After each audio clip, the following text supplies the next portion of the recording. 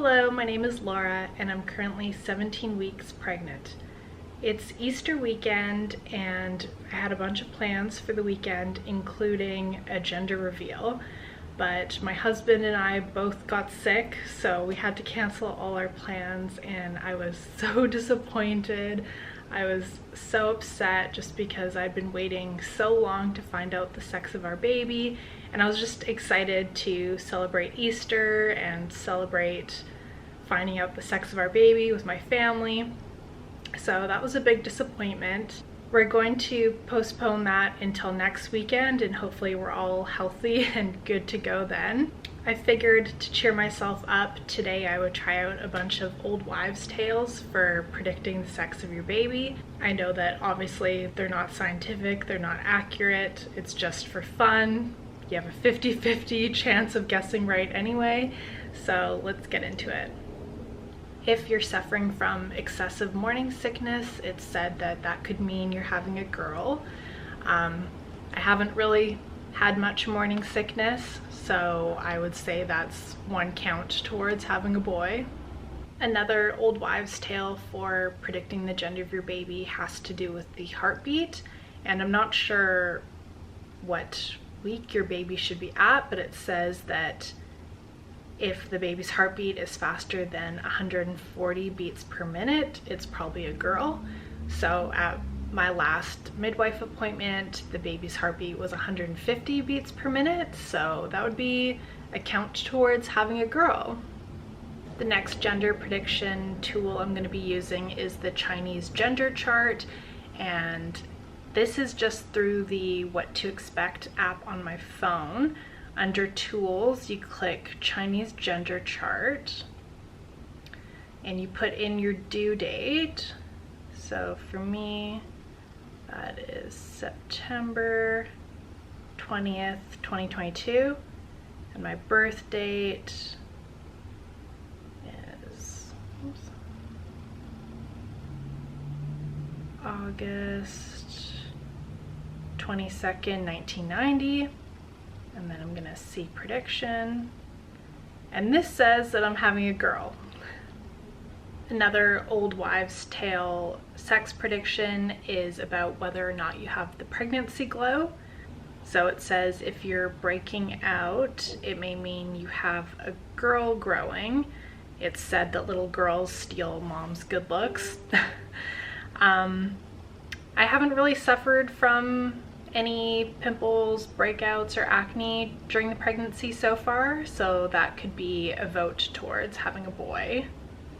This one says that if you're experiencing a lot of heartburn, that could be a sign that you're likely to have a girl. So I haven't really had any heartburn, so that's another count towards having a boy. Another one I want to try is the baking soda test. So this one, you pee in a cup and then pour it into another cup that has baking soda inside of it. If you hear or see a fizz, you're having a boy. If nothing much happens, you're having a girl. So I'm gonna give that one a try. I'm not sure yet if I'm gonna show that on camera because, I don't know, seeing pee is kind of gross. So, if I do, I'll insert a clip here, but if not, I'll just say what the result of that was.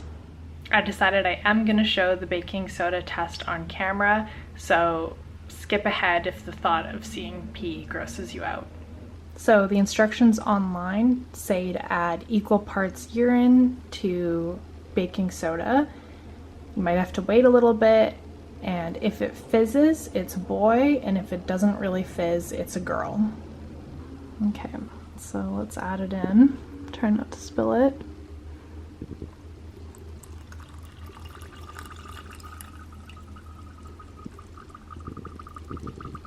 And it's definitely fizzing. You can hear it bubbling.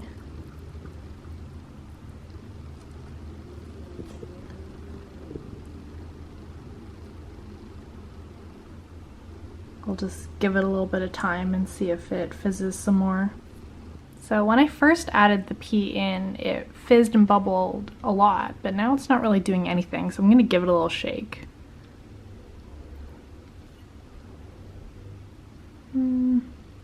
Not much happened there. Since it did fizz and bubble originally, I think I'll count that towards being a boy. So based on the baking soda test, it's a boy.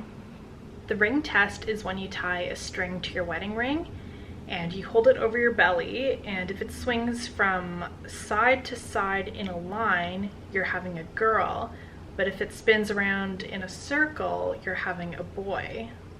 So let's try that one. Okay, so I'm lying down, I have my wedding ring tied on a string, and I'm gonna hold it up over my belly. If the ring swings side to side in a line, it's a girl, but if it goes in a circle, it's a boy.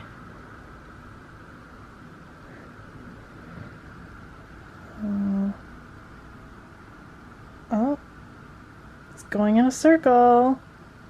So I think it's a boy. So that's all the gender prediction I'm going to be doing today. I'll tally up the numbers and put it on the screen now. I'll be totally happy either way, boy or girl, we'll see. So hopefully next weekend we'll be finding out the sex of our baby, and I'll know if the gender predictions were accurate or not. I just feel like it's gonna be a boy for some reason. I've had a couple dreams where it's been a boy, and I don't know, I have a feeling it's gonna be a boy, but I will be so happy either way. I'm excited to have a girl or a boy, so we'll see. I wanted to give a quick 17-week pregnancy update. I'm in the second trimester now, and I mean, so far I've been feeling fine for the most part. Kind of the most annoying symptom I've had, and this started pretty much right when I started my second trimester, but my hips get so sore when I'm sleeping. I've always been a side sleeper, and I've always kind of had some hip pain, so I already slept with a pillow between my knees. But now I think just maybe the extra pressure or the extra weight when I'm sleeping on my sides, it is so painful and uncomfortable. So I just haven't been sleeping well. Like, I'll sleep on one side until it's unbearable, and then I'll flip over and sleep on the other side until it's unbearable, and it's just a back and forth cycle all night, and it's so hard to get any proper sleep. Another funny symptom that started is sometimes when I sneeze, I'll pee a little bit. So, so far it hasn't been disastrous. I've just been at home when it happens, and especially because I'm sick right now, I've been sneezing more often. So that's been a little funny thing that's been happening. I've heard that doing Kegels can help with that, and I have been doing Kegel exercises every day, but maybe I'll start doing them twice a day and see if that helps. Just because when I'm out and about, if I happen to sneeze or laugh, I don't really want to risk peeing myself. And one kind of scary thing happened a couple weeks ago. I was getting my hair cut, and I was sitting there wearing a mask. I'm not sure if it was because I was dehydrated or maybe my blood pressure just suddenly dropped, but I started blacking out in the middle of getting my hair cut, and the stylist was standing right in front of me cutting like my shorter bang pieces, and my vision just started going fuzzy, and slowly it went completely black, and I couldn't see anything. I couldn't even see her standing in front of me, and I was like, oh my gosh, like, I'm gonna faint. What do I do? What do I say? And it's so dumb looking back. I should have just been like, sorry, I'm pregnant, I'm about to faint, can we take a break? But I was just so embarrassed, or didn't want to make a fool of myself. But finally I worked up the courage and just said, do you mind if we just take a quick break so I can have a sip of water? So I did that, and thankfully my vision came back. I felt okay again, but I was just like drenched in sweat. Like my entire back was wet with sweat. And I'm pretty sure like as she was touching my face, cutting my hair, she could just like feel the sweat. So yeah, that was kind of a scary experience. I was just so shaky and scared afterward, and it took me a while just to calm down.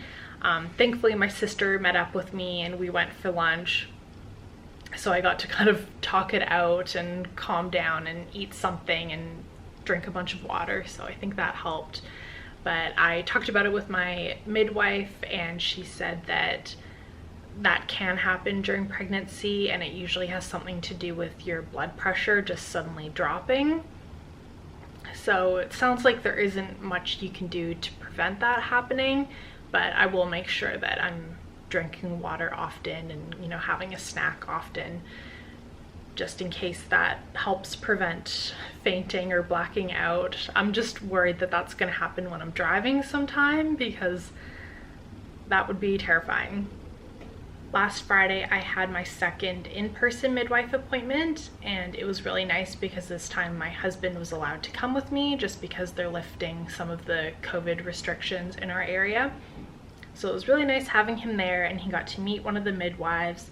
There was nothing much to report from that appointment. I just kind of talked about all the current symptoms I'm happening. I told her about the blacking out experience, and she weighed me and we got to listen to the heartbeat. Last time they were able to find the baby's heartbeat really quickly, but this time it took quite a bit longer to find it. So I was really nervous at first, but she did find it and everything is fine. The heartbeat was about 150 beats per minute.